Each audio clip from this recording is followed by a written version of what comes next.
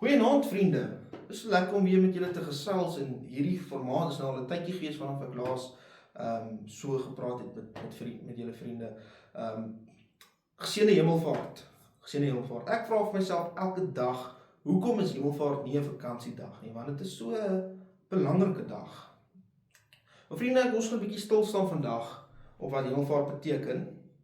En om dieselfde asem wil ek ook vir almal uitnooi na volgende week, maandag tot vrydag, het ons elke aand Pinksterdiens. En ons gaan lekker na die tyd sop eet en cherry drink. Dit gaan 'n goeie tyd wees. As kinders kom dan sal ons iets anders as cherry gee, natuurlik. Maar in elk geval, almal is genooi en ons gaan 'n bietjie kyk na wat dit beteken om met die Heilige Gees te leef. En 'n praktiese verstaan daarvan. Sodat ons almal as gelowiges makliker, of nie makliker nie, maar met 'n meer in 'n meer verstaanbare manier, 'n meer ingeligte manier kan leef met die Here. Maar weer op die week wat kom, het nooi almal uit. Maar op hemelvaart, alles begin by hemelvaart. Jesus Christus sê self vir die disippels in Johannes 14 tot 16, dan verduidelik hy vir hulle, kyk, die Heilige Gees kom. Die Heilige Gees kom, en julle moet eintlik bly wees dat ek gaan. Want as ek gaan, dan kom die Heilige Gees af. En die Heilige Gees kom uit Jesus, uit die Seun uit, en kom uit die Vader uit. So Jesus gaan op vir rede nommer 1, vir die Heilige Gees om af te kom. Dat ons dieselfde Heilige Gees het wat op hom was, dat ons daarmee kan lewe nou. So dis kom Jesus opgaan hemel toe. En Jesus gaan ook op hemel toe, om aan die regterhand van die Vader te sit. Nou, ons gaan nou 'n bietjie uitbrei wat daar beteken. Maar Jesus, onthou, Jesus het opgestaan in die doodtyd met 'n liggaam. Een wat jy kan vat. Thomas het gevat aan die liggaam. Een wat jy kan voel. 'n Liggaam wat jy kan ruik. Jesus is 'n fisiese wese. Hy het 'n fisiese liggaam, 'n verheerlikte liggaam. En hy het opgevaar hemel toe. En baie keer dink ons, ja, as hemel toe, hy het so deur die ruimte gevlieg iewers heen, na waar ook al die hemel is, en daar sit hy aan die regterkant van God. So hy is eintlik nog ver weg. Maar as inteendeel is dit nie so nie. En ons gaan nou sien hoekom. Maar die Bybel gebruik baie spesifiek, met 'n baie spesifieke rede, sekere woorde om te beskryf waar Jesus gaan en waar hy is. En hy sit aan die regterkant van die Vader. Nou vriende, die Vader is 'n koning. Die koning van die heelal. Hy bestuur alles, hy besit alles, hy maak alles, hy weet alles. Niks kan die krag van die Vader ontsnap of ontduik nie. Die Vader weet alles, hy is almagtig. Elke koning, dies wat nou 'n bietjie half daai TV-reekse kyk oor konings wat veg teen mekaar en daai. Julle weet, 'n koning het 'n regterhandman. In daai tyd ook, 'n koning het 'n regterhandman, die tyd toe Jesus hemelvaart. 'n Koning het 'n regterhandman. En 'n regterhandman is iemand wat die bevele van die koning uitoefen. Hy maak seker dit gebeur. Hy het dieselfde gesag as die koning. En hy maak seker die bevele van die koning gebeur. Baie magtige posisie. Kan die hele koninkryk bestuur. So Jesus is op 'n plek by die Vader, waar hy alles weet wat aangaan. Hy kan alles bestuur so met die Vader. Hy met sy fisiese liggaam is by die Vader, omdat die Vader is so 'n almagtige wese, dat enige liggaam wat voorheen 'n mensliggaam wat naby die Vader kom, kon nie die reinigheid en die heiligheid weerstaan en dan het hulle weggebrand, vergaan, poef, niks. En Jesus is dan eintlik nou die eerste liggaam wat in hierdie hoë heilige hemel by die troon van die Vader aan die regterkant kan kom met 'n fisiese liggaam. So Jesus is die eerste een wat dit kan doen. En dis eintlik wonderlik. En dat Jesus dan so ook regeer. Maar nou het ons al hierdie idee dat Jesus is ver weg. Maar Jesus is eintlik nie ver weg nie. Want vir Jesus om te regeer, kyk, ons idee van regeer is baie anderste as die Jode se idee van regeer. Ons idee van regeer is dat ons kyk na ons eie regering as voorbeeld. En dit beïnvloed ons persepsie van wat dit beteken om te regeer. En ongelukkig ons in Suid-Afrika het 'n baie slegte ervaring as dit kom met regering. ons paaie gaan agteruit, ons infrastruktuur gaan agteruit, daar's korrupsie op elke vlak van die staat, dit is 'n nagmerrie, dis 'n nagmerrie. En dit laat ons dink dat, okay, Jesus gaan op en hy's nou in die regeerder van alles en jy weet nou, dit is 'n passiewe rol, dis 'n passiewe rol, Jesus sit daar, hy sit daar en hy ontspan, hy sit daar. Dis nou ons idee, ek sê dit is nie, ons idee. Ons idee is dat Jesus het nou so aktief gewerk op aarde, sy lewe opgeoffer en sondes opgeneem en alles, hel toe gaan, terug opgekom en opstaan in die hemel uit en, opstaan in die dood uit en so baie goed gedoen. Nou gaan hy hemel toe want hy gaan nou sit, ontspan en Heilige Gees moet alles doen. Nee? Dit is al vir ons idee van wat dit beteken. En dit is soos baie van die politikuste. Hulle werk so hard tot hulle daar die president kom en dan, lekker. Nee, dis ons idee, omdat ons 'n slegte ervaring het van regering. Nou, Jesus regeer besonders anders. Kyk, Jesus is 'n besonderse persoon, 'n besonderse God. Hy doen alles in 'n voorbeeld wat almal moet volg. Nou, iets wat die teks ook sê, wat ons nou spesifiek laas, die Sondag wat verby is, gelees het, is dat Jesus is die advokaat by die Vader. Met ander woorde, hy is die een wat namens ons praat by die Vader. En dis wat advokaat doen. Advokaat praat namens jou. En die advokaat weet alles wat aangaan. Jy het nie eintlik 'n koek en klou wat jy doen nie. Die advokaat sê vir jou wat jy moet doen. Hy gee jou advies. Hy weet wat aangaan. Hy verstaan alles. En so is Jesus die advokaat, ons advokaat by die Vader. Hy praat met die Vader namens ons. Jesus is in 'n regeerposisie. Hy weet alles wat aangaan. Niks ontduik Jesus se kennis nie. Jesus weet alles, sien alles, bestuur alles. Jesus is in beheer met die Vader. Dis wat beteken om aan die regterhand te wees. Maar spesifiek sê die teks die heeltyd Jesus sit aan die regterhand van die Vader. En ook so, ons sien dit so gereeld in die teks dat ons dit selfs so ons belydenisskrif het. Daai wat ons so groot word in die kerk, waar ons so sit of staan en hardop sê en bely en ek glo in God die Vader, die almagtige skepper van die hemel en die aarde, en sy enige gebore seun, ons Jesus Christus, ons Here. Nee, dan gaan so aan. Dan gaan dit aan wat gelei onder Pontius Pilatus, gesterf het, gekruisig is en begrawe is. En op die derde dag neergedaal na die helle en weer opgestaan in die dode, opgevaar na die hemel en sit aan die regterhand van God. Okay. Daai is 'n fokuspunt. Sit. Wat 'n aksie doen Jesus? Hy sit. Okay, hy sit. En dit het 'n baie half 'n passiewe gevoeling aan dit. Dis 'n passiewe aksie. Om te sit is passief. Om iets anders te doen soos hardloop is 'n aktiewe ding om te doen. So Jesus sit. Hy sit aan die regterhand. Hy bestuur saam met die Vader die heelal, maar hy sit. En ek wil vir julle iets besonders lees hier uit Handelinge.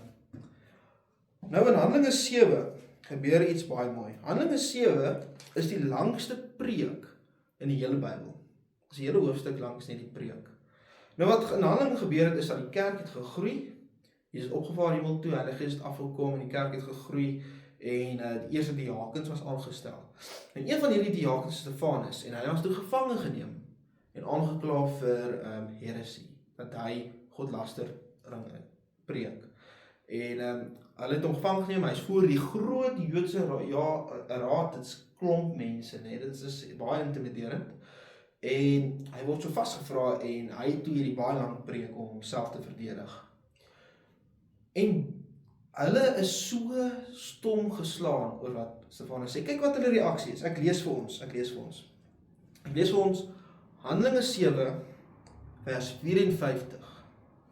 Toe hulle dit hoor, wat Stefanus sê, was hulle woedend in hulle harte en het hulle op hulle tande begin kners oor hom. Nee, hulle het hulle tande gekners oor hom. Jo, moes kwaad wees. Maar Stefanus vol van die Heilige Gees het stip na die hemel gekyk en die heerlikheid van God gesien. Okay? En Jesus wat aan die regterhand van God staan.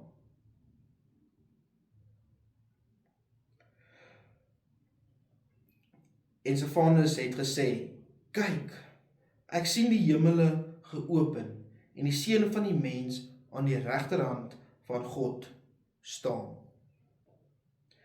Maar hulle het, die mense nou, hulle het luidkeels geskreeu, hulle ore toegedruk soos een man op ander afstorm, nadat hulle hom uit die stad uitgesleep het hulle hom gestenig. Die getuienis, die mense wat nou hom stenig en dit, het hulle klere uitgetrek en by Saulus se voete gelê. Saulus, almal weet wie Saulus is. Hulle het Stefanus gestenig, terwyl hy uitroep, Here Jesus, ontvang my gees.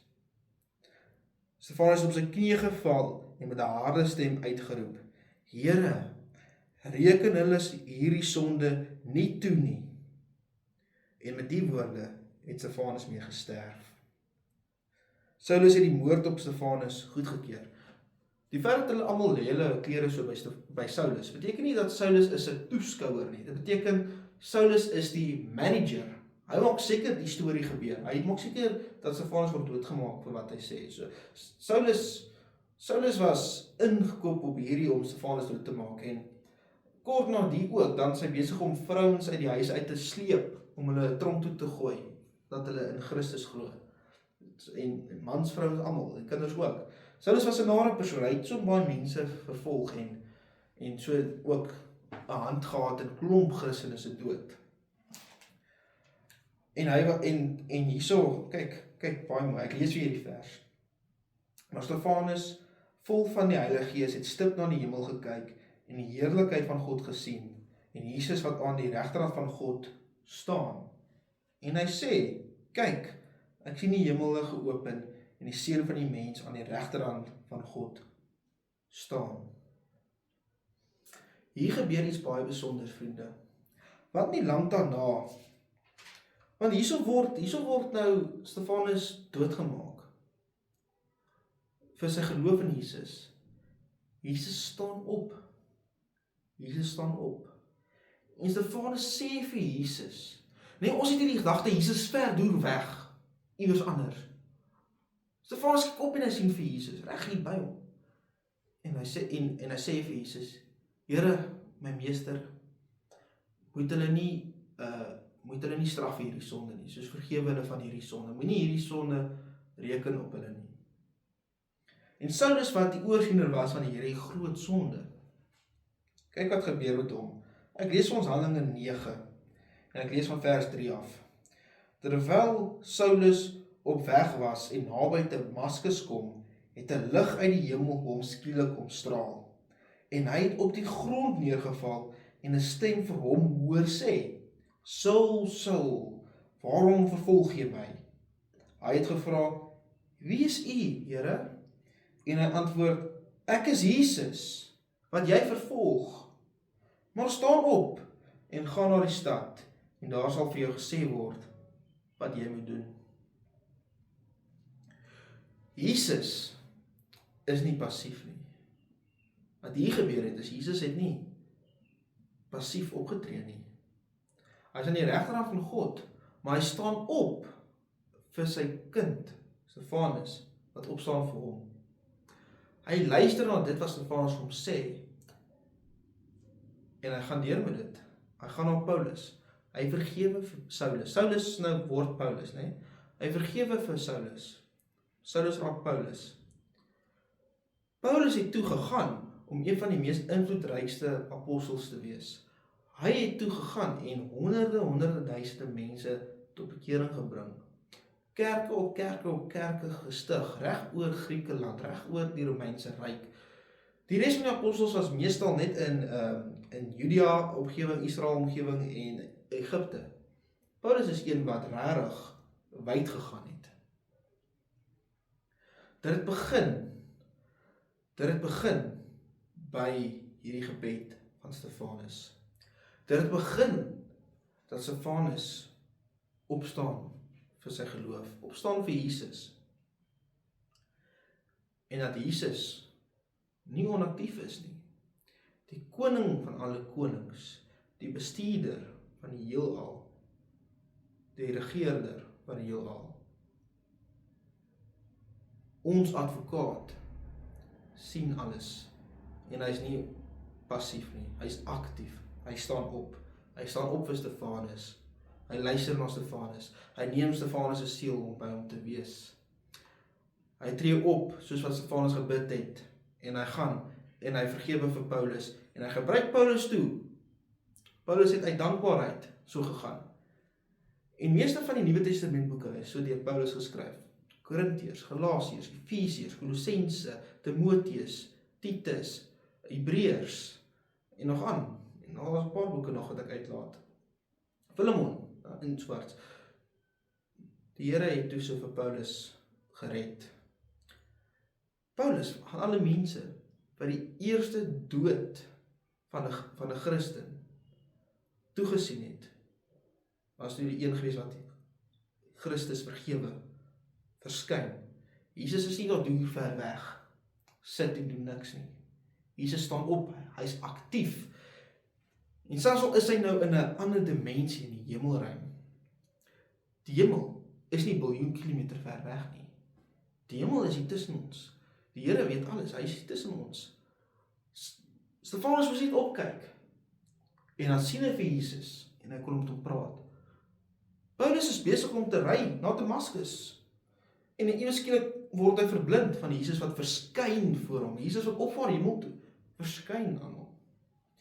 En dan weer Johannes wat Openbaring skryf, net die laaste boek in die Bybel wat almal al die profesie van die eindtyd en bla bla bla.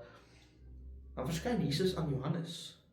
Hierdie selfde Jesus wat opvaar hemel toe, beteken nie dat hy is weg van die skepping af, dat hy is weg van alles af, en hy het niks meer te doen met enigiemand, dat hy klaar sy rol vervul het, en dat hy nou niks gaan doen nie, hy is onaktief. Nee, dit is nie waar nie. Jesus is aktief, en hy is besig. En net soos wat hy ons advokaat is, kom ons luister na hom. Wat is sy advies? Die een wat alles weet, alles vooruit kan sien, wat alles regeer, alles in sy mag het, alles in sy hand het, enigiets kan regkry en doen in sy wil, enigiets. Die regeerder van die heelal, ons advokaat, die een wat ons omkyk en ons sien, een wat ons veilig bewaar. Stefanus siel, dit is so veilig bewaar. Dood het geen krag oor Stefanus nie. Om Stefanus wat doodgaan en nie gevrees het nie. Hy het met Jesus gepraat. Mag ons ook hierdie geloof wat Stefanus hê, om op te staan vir Jesus, soos wat Jesus opstaan vir ons. En mag die Here so ook in julle eie lewe so verskyn en met julle te werke gaan. Mag dit gebeur. Mag die wil van die Here skied. Mag ons almal nader aan die Here so groei. En mag julle regtig sy teenwoordigheid so beleef, dat Jesus en God die Vader nie 'n persone is wat ver weg niks met ons te doen het nie, en dat ons nie die Heilige Gees het nie. Nee, die volle God, die volle drie-eenheid, is aktief in die skepping betrokke, is aktief besig om ons nader aan hom te roep. Vriende, kom ons bid saam.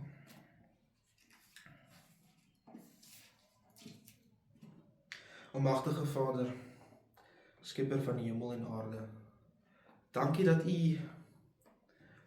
U die regeerder is wat ons raak sien.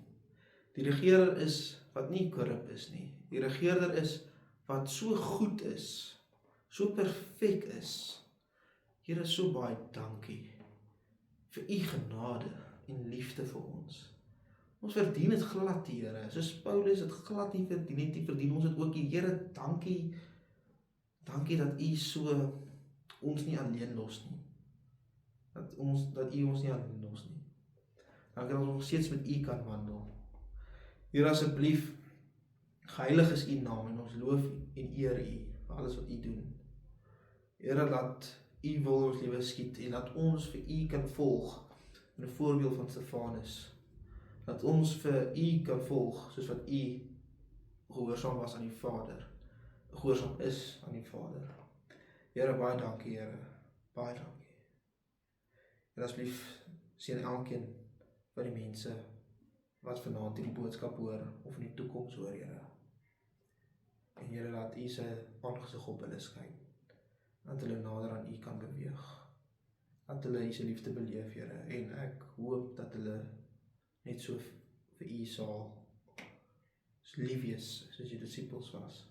Here, ons bid dit alles in Jesus naam alleen. Amen.